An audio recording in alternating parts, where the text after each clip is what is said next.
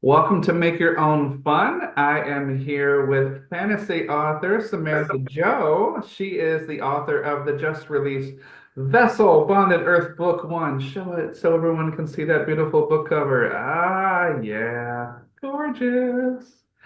Awesome. Well, thank you for coming on the show. Thanks for having And me. yeah, and I thought it would be kind of fun to start with this one because a lot of people probably don't have the same experience that you do with this. So, literally today, you just came back from a book show. So, how did that go? The book show went pretty well today. It's one of those things where you never really know what kind of crowd you're going to get until you show up and they start showing up. So sometimes there's not a great crowd, sometimes there's a great crowd. Today was a great crowd. People were enthusiastic about being there. They were asking lots of questions. I had some pretty good book sales. So that's always good. You know, when you get to talk to people that you know are going to read your work and they are getting excited about it, that's always a good feeling. Awesome. So, for those, I guess, budding authors who don't really have an experience, like maybe they've been to book festivals and book fairs and book shows and things like that. So, what do you say, like for you personally, goes into, I guess, a table or your presentation of when you're setting that up? Yeah, so the actual presentation, I am a very visually oriented person. So I really like mine to look beautiful and appealing. I want people to feel like when you walk to my table, I want you to understand that I have like a deep love for the story. I want things to be beautiful. I want you to enjoy any kind of experience you're going to have with me. So I had posters. I made them myself. I do everything myself that I can possibly possibly do. But like my table cover is like this really nice velvet. It matches the book. Everything kind of goes together, flows together. I've got like flowers on the table and posters with like the blurb for the book, and then one that has a little bit. It has like a review and some other things about me. I always make sure that prices are really clearly stated. And then the book obviously has to be prominently on display. And the funny thing is, like finding book holders that will stay up when it gets windy has been tricky because they always want to flop over. But the ones I have now are great. Do you So use I've got, more of like the wooden trifold, or do you use more stuff like I want to say something like this is like the metal wire kind of. yeah, that's what I have now. Partly because I liked the aesthetic of it. I tried one of the wooden ones, but it felt like it overwhelmed the book. Like that was And I what you just saw. have this in my hand for no reason. Okay, that's great. So when people come and they approach the table, would you, I don't know, is there a fair amount of haggling where it's kind of like, you're kind of the master of kind of how you want to oversee, I guess, the commerce of your art. So, do you say anything kind of like, well, for a paperback version or a hardback version, and then like two bookmarks, and then like a poster. So I guess what I'm getting at is there like a package thing that you present for people walking by, or is it just strictly the book? I mean, it sounds like you're kind of creating a whole kind of display kind of thing. Yeah. Well, the posters tend to just have information that allows people that if I've got multiple people at my table, somebody can still read the blurb and know what the story is about if I'm trying to help somebody else. But typically, when people come to my table, and it took me a couple of book shows to like nail this, but if for anybody who's starting out, practice beforehand, because here's what I have found out is that when people approach your table, you want to know what you're going to say to them before they ever get there. And what ends up happening is that people walk by. I'll always make eye contact and say, "Hi, how are you?" Most people, if they aren't interested, they will know right away and they'll say, "Hi, I'm great. How are you?" And then they'll keep walking. If somebody starts to approach the table, you say, "Hi, how are you?" And then for me, I say, "So do you read fantasy?" And that tends to open the door. And usually it's, yeah, like, because again, you can tell by my table that it's a fantasy book. There's no question. No question So, about it. yeah, as soon as they approach, I have my pitch ready. I know what I'm saying to them. And then because I'm in person, I like to wrap it up with, I guess, what you would call like the close, or I don't know. I'm not a marketer. I'm not a salesperson. This is just what I found works for me. Is I give them the pitch, which my pitch, you want to keep it short. And I have found people want to know how your book feels. Don't tell them the blurb, don't tell them the storyline, tell them how the book feels to read. And then I say, and they're all on sale for the festival today. And my prices are on the table, but they'll usually be like, "Oh, how much for the painted edge version?" And then I'll say, "Oh, it's $12 for that, you know." So if you are, when people come to your table, it's easiest if you already know what you want to say to them. Especially for me, I actually have a hard time talking to people I don't know. So having a pitch ready makes it so much easier for me. Well, I guess I'll take your word for it because you seem very engaging and friendly. So, um, okay, so I guess I'll just go to this one, which is a half serious question. So we'll get into, I guess, the meat and potatoes of the book here. But when I first saw the title, I went, that is amazing because you're calling something book one. In my mind, I thought that is so ballsy because I didn't know if it was at first if it was through a publisher, and I just thought, how do you pitch that, and how do you present that? Because you're basically telling a reader or anybody putting a blurb together, like Mhm, this isn't the whole story. mhm. This is just kind of like the setup. So.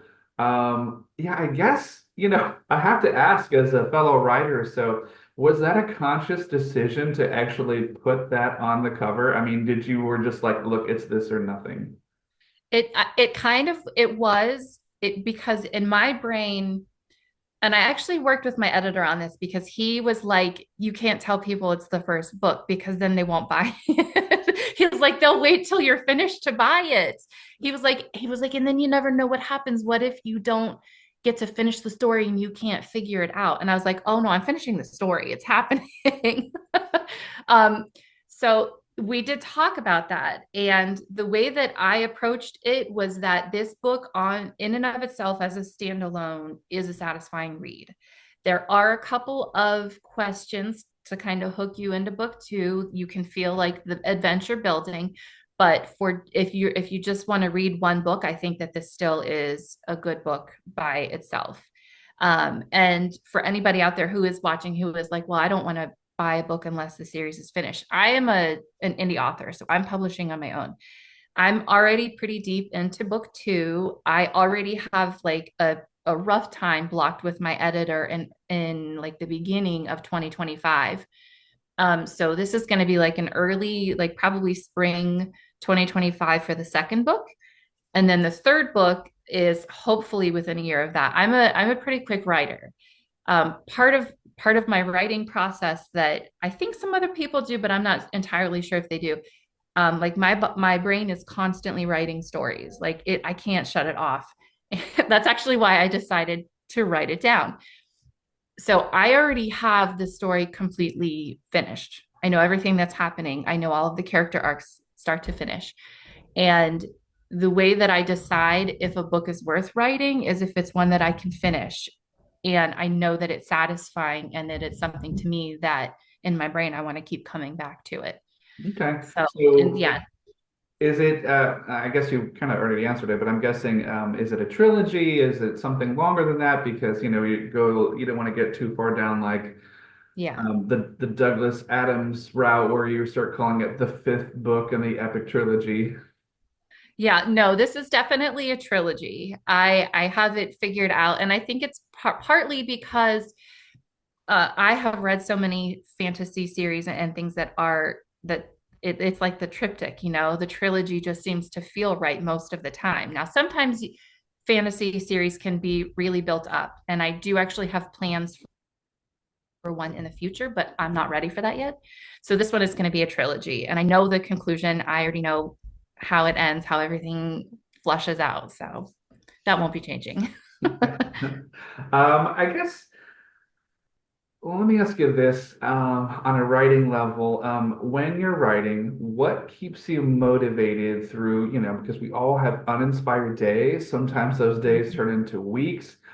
Is that something where you kind of have a word limit for yourself, or if necessary, you reach out for writing prompts, or do you just sometimes have to just take a few days off, go for a walk, just take a vacation? I mean, what's the process like for that?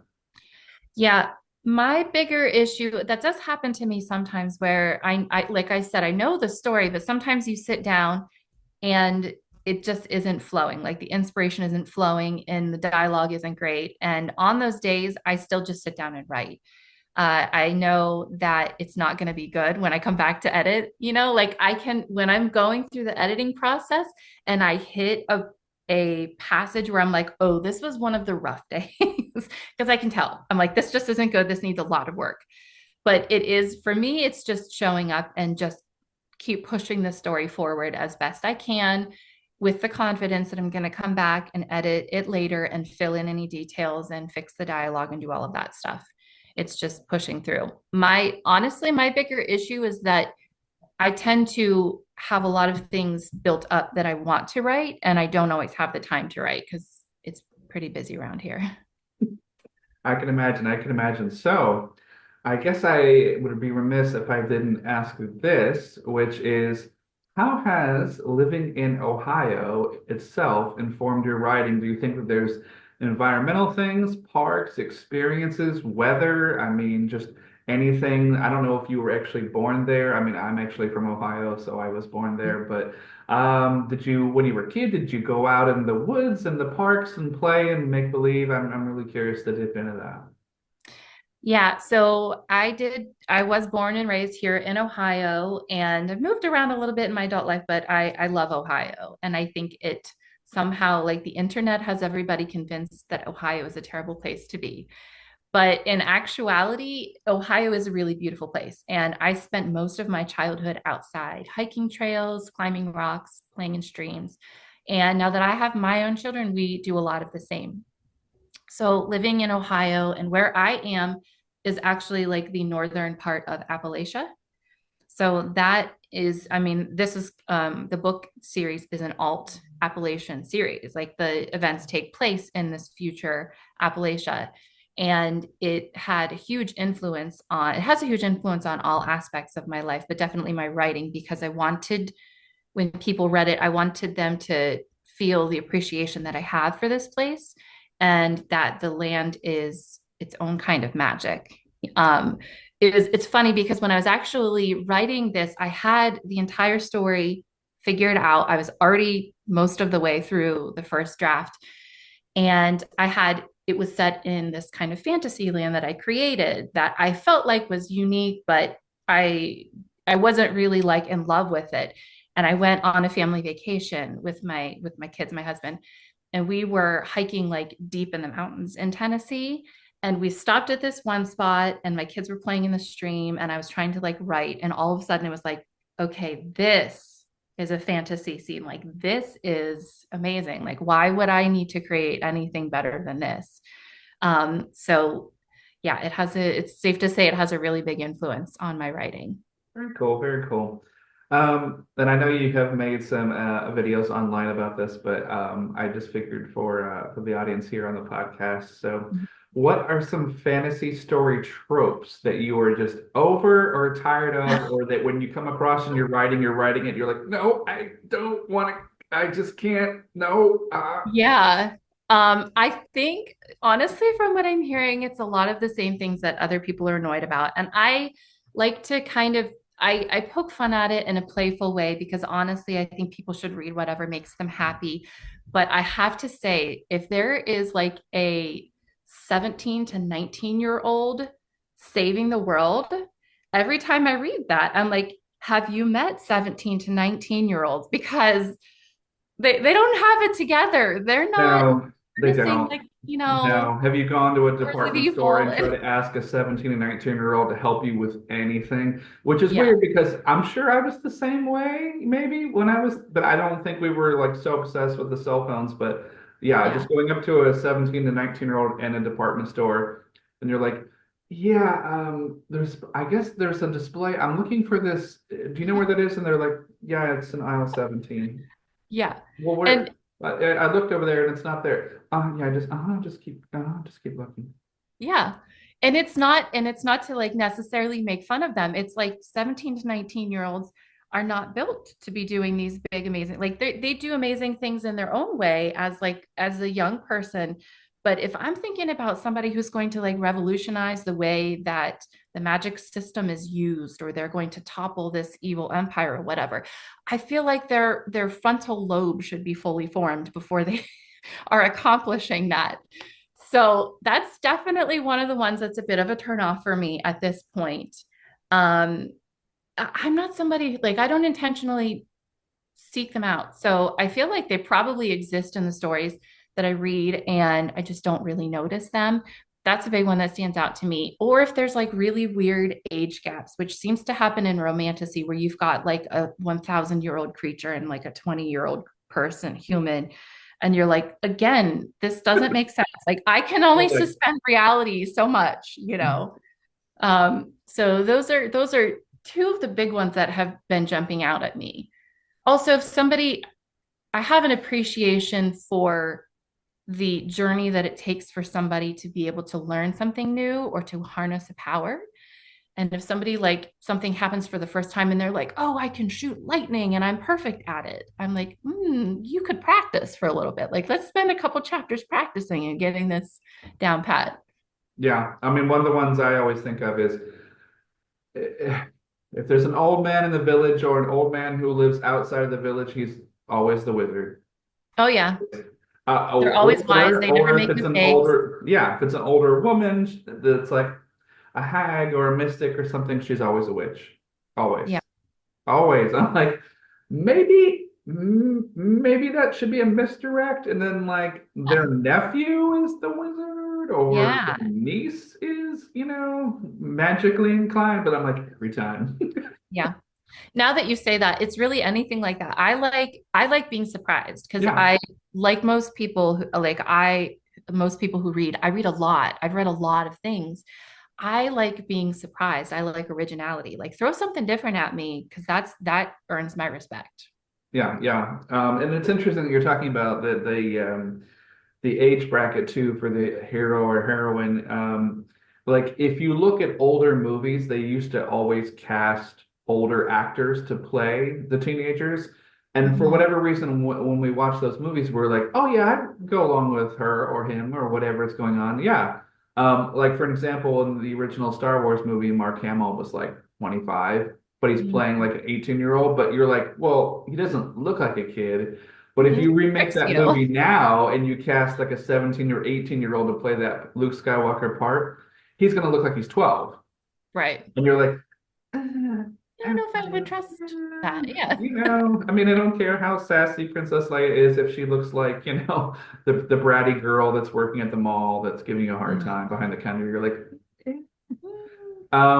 Another one that always bugs me too in a lot of fantasy films is, oh God, and it doesn't happen so much anymore, thank God, but it's always like, well, at the end of the journey, you learned this thing, and then it actually could have helped you not go on the journey, and it would have you in your little small village, you would have solved all the problems and saved everyone, but the pot of gold at the end of the rainbow is knowledge, and well, you just didn't know, and so anyway, it took 11 books to get for something, and you're like, Mhm. um, or another one that's great too, and I think you've seen this too, which is there's some kind of book or mystic rune or something in a cave or in an old abandoned castle, and one character can read it and understand it, but then they don't tell everyone else. They're like, Oh, I hate and so bad like, another book in the series, and they're like, well, by the way, and you're like, you asshole. I mean, maybe that's the person that's going to kind of turn on the fellowship or the group of people going on the adventure, but you're always like, man. Just tell them. Yeah, just tell them. Okay, so, and this is something that you and I both deal with, which in the realm of what we're dealing with online marketing, we wear many hats. And I Mhm. know I struggle with it. I get the feeling you struggle with it, which is in order to pay bills, we must have jobs and go places and do things. We can't always be on our phones. We can't always be sitting in front of a laptop working on, using Canva to make ads and things like this for Instagram and stuff. So it's like, at what point do you say to yourself, and again, half serious question here, like, I just gotta go to bed. Like I just, I need sleep. I'm an adult allegedly, and I need to get these things done, adulting or whatever. So yeah, how do you carve up your day when it comes to marketing? Because, as the writer, you've got to focus and you've got to turn out the pages and you've got to shut your friends and family off, turn your ringer off, and just laser focus. So, yeah, where and how do you find time to market? So I have found these interesting little pockets of time in my day that are surprising. If you watch a lot, if you watch a lot of my TikToks or my Instagram, I'm sitting in my van waiting to pick my kids up from school. But I've always got like 20 minutes of quiet where I can record something and then do like a bit of the editing. I've done a lot of videos, so I'm pretty quick with editing. I know what I want it to look like, what kind of music I want to do and stuff. So, in terms of social media, it's just finding little pockets of time. Sometimes when I'm sitting on my lunch break at the library, I will do a little bit of that. The other marketing, I have to be really intentional and organized about it. I have an actual planner where I write things down and I check in. It's usually like Monday mornings. And then again on Thursday mornings, I check in to make sure that I'm keeping up with the marketing goals that I had in terms of calling bookstores to check on sales or setting up another book show or go track down whatever this thing was that I heard about. So it's really just having a routine where I know that like Mondays and Thursdays are really good days where I have some peace and quiet and I can do like a lot of marketing. Um, Usually, evening time is when my creativity kind of sparks.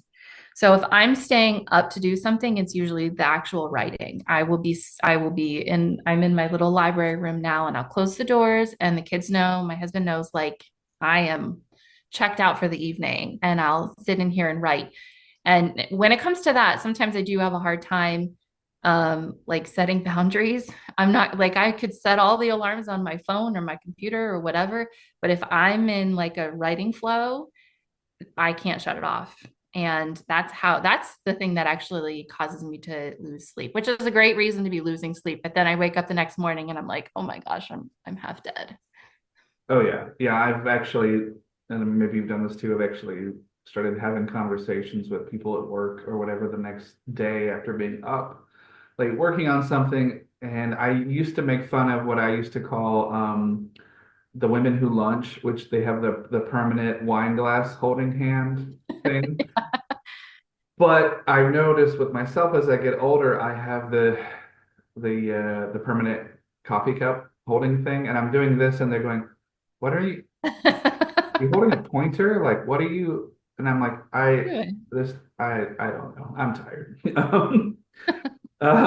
Okay, so yeah, there's that, and I just don't know how a lot of people do it where, and I don't know if they get government grants or they're just really young and they live with their folks, but I'm sure you've seen this where people are just, it's like a barrage of 24-hour marketing. Like I had a TikTok for a while, I had to stop it because it just got like all consuming. But like, I mean, I'm sure you saw even today, like, we've had a rough go of it here with the hurricane recovery and stuff. So like I'm at the laundry and I'm like, this is my downtime. I'm just gonna post some random crazy stuff just to let people know I'm out there and I'm doing things. And people are like, why are you always making like videos when you're at the laundromat? I'm like, well, it's early in the morning. There's no one here. I Uh-huh. have like this hour to kill, and I can't just call people like, what are you doing? Like, don't call me this early. So you just like you're saying, you're sitting in the car. For me, I'm just like, what am I gonna do? But A lot of kids, they are on it, man. Like they have like their green screen, they have like little studios in their parents' basement. I mean, they're just ready to go. So I guess it's just that uphill battle. But so do you see yourself making like little short films? Are you thinking about filmmaking other than just, doing interviews? Like what other kind of marketing things are you thinking about getting into? I'm kind of still getting used to the concept of all of the options when it comes to marketing. And I think that I do like visual media. I think I've gotten a lot more comfortable with it over the couple of months. So making social media posts is to me a lot simpler now. And I don't even feel like I want to compete with those kids who are sitting in their basement. Like that, what they're doing is fantastic. But what I have found is when people relate to me the most, the posts that get the most traction that people are actually interested in are like the ones where I'm being silly or weird or just like showing my own personality. Like that's what people like. So I'm like, all right, that's what you get. Right? Oh yeah. um, but aside from that, right now I'm really working toward trying to get my book in the hands of, I guess, the so-called right people. And I don't mean that to be like some kind of elitist term. That's definitely not what I'm saying. But I'm entering it into a lot of like competitions and sending it to like anybody who wants to read it and tell me what you think. And I did get a book life review, which that is a paid review. And it actually goes to it's published tomorrow, so I'm pretty excited about that. I got a book life editor's choice, which felt pretty good. And that gained some traction that I had a lot of people contacting me about that actually. So I'm doing that. It's in a couple of different contests. I have been doing lots of book shows. And I also have found some venues that I might not necessarily be able to drive to for these big events. So I'm donating my books. Like I sent 20 books and I was like, here, use these as giveaways. And then I send a ton of swag that's got all of my information on it for them to hand out. They're expecting like almost 1,000 people at that one. And also this week, I'm working to get my book put into libraries, stocked into public libraries. So I have it is listed in a couple of places here in Ohio already. A couple of my local community libraries have taken it. So it is in the Library of Congress. And if you live in Ohio and you're part of the huge SEO consortium where you can do interlibrary loans, you can actually check out my book now. Like you can get it on an interlibrary loan. But I'm really pushing this week since it's going to be in Publishers Weekly, since the review is going to be in Publishers Weekly this week. I'm really pushing to get it into libraries. So I'm sending out Very cool. Excel sheet to a bunch of the librarians. That's awesome. Yeah, I'm doing the same thing with mine here. It's early days yet. My book just recently came out. But so when you do public readings, are you reading whole chapters from the book? Are you reading passages? Are you reading passages and then maybe some other writing you've done? Because to just sit and read an entire chapter in front of an audience, unless they're coming straight for that and you're the feature reader, sometimes they're just going like, so Yeah, so I haven't actually done a public reading yet. I've done some readings that I posted online, but I guess I should have said that that's also on the horizon. I have a couple of bookstores that I'm working with to find some openings. I actually have a meeting next week for another one. So I'm going to be doing some author readings in the coming months, but I haven't done that yet. I I imagine I'll probably just read a passage. I have a couple passages that I think are pretty good to get people hooked. Yeah, that's great. I'm looking forward to that. Looking forward to seeing it because I'm sure you'll have some stuff online. Oh yeah. So what advice would you give to someone taking on, because this is, a big thing with the fantasy world, taking on a world building storytelling for the first time? Because I can imagine that would be daunting because sometimes as a writer, you think of like a short story. You think of like, oh, I know a great ending and I can wrap that up in 5 to 10 pages versus writing a novel where you're going, oh, well, that may just be a chapter. So, I imagine there's a lot of people that you talk to that think, I just don't know how to start. I don't know how to like keep going or the motivating to keep going to finish something that's going to be, 300 pages or more. So wanted to pick your brain about that. So, in terms of world building specifically, since it is a pretty important component of fantasy, I think that also goes back to my writing process is that because I have, aside from this series, I have a couple of them already outlined and I already know what those are going to be as well. And because I do so much of the writing in my head, I feel like I live in those worlds for months and months at a time to where it becomes like second nature. So, obviously, with this book in Appalachia, I live there. It's easy for me to write about that.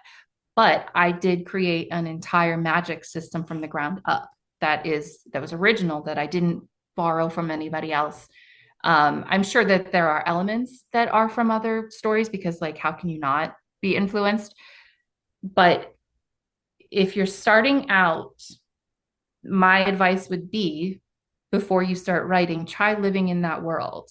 If you have magic or a magic system or something similar to it, think all the way through it. Think about how does it work and why? Hmm. Because if you have a bunch of fancy bells and whistles and you're like, oh, this would be really incredible to read about, but it doesn't serve a function, that will take the readers out of it. They'll be like, that was a whole lot of like fireworks for nothing. So just give yourself time to live in it and think about what purpose does it serve? How would it work? Who would be able to use it? Who wouldn't be able to use it? And then another really big one that will pull people out is if there are no stakes, if there are no repercussions in the world. So if people are able to just use magic willy-nilly or they're able to use their powers and there's no checks on them, that's not a very interesting story. And it doesn't people will have a hard time suspending reality for that because then they're like, oh, well, this person's basically a god. Like, why wouldn't they just magic solve all the problems, you know?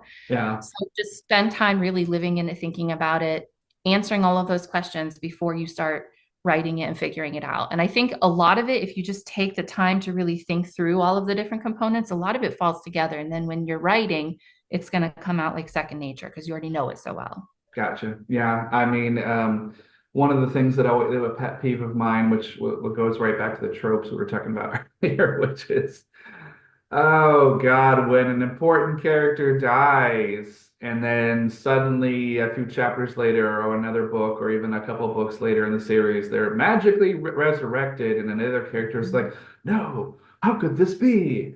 We Mhm. saw his body decompose. And they were like, yes, but by using the magic. Yeah, okay, okay, whatever. Yeah.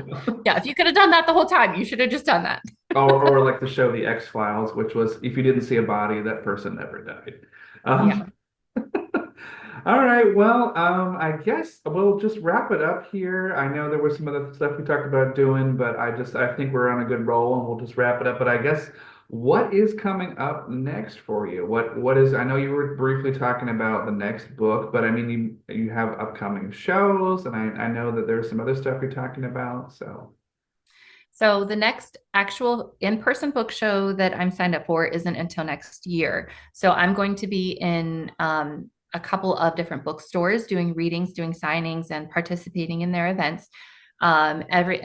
It would just be easiest for me to say you can visit my website, www.authorsamanthajoe.com. I have an events list where you can find out everything that I'm doing there.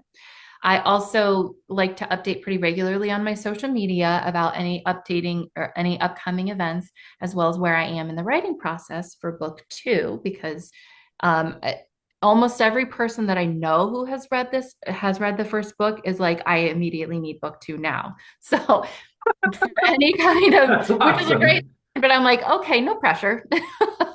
Just picture So somebody any coming up to you like in line somewhere and they're like, Sam, I need that book. And you're like, okay, okay, okay, okay. I had a couple people who were like, so can we be ARC readers so we can get it early? And I was like, actually, you can. Wow. That's Yeah, so impressive. that was a pretty good feeling. But I'm pretty active on social media in terms of keeping people updated if you'd be interested to come out and meet me or buy my book because I do have special edition books that are only available if you see me in person because I customize them myself with painted edges and pretty artwork and stuff. That is amazing. Well, This has been great, and you were Thank delightful as I knew you would you. be. Thank you so much for coming on the show and hanging in there. I'm so sorry we got pushed off so No, many it's, times. hey, I Ugh. think your priorities were right in line with where they needed to be with everything you've been going through. Yeah, it's been interesting around here. So with that, I'll just say I'll bid you adieu. I'll say enjoy what's left of your Sunday night, and this will be online early on Wednesday the 23rd. So Samantha, so much, thank you, and Thank just you. keep doing everything you're doing. You're doing so much great stuff. You're getting out there. Everything with the libraries, all of your videos are so endearing and just fun. And we, like I said, we just see a window into your world, so we always appreciate that. And just you're kicking ass. So thank you so Thank much. you. Thank you for having me. This was really great. No problem. Have a great night. Thank you, you too. Bye bye.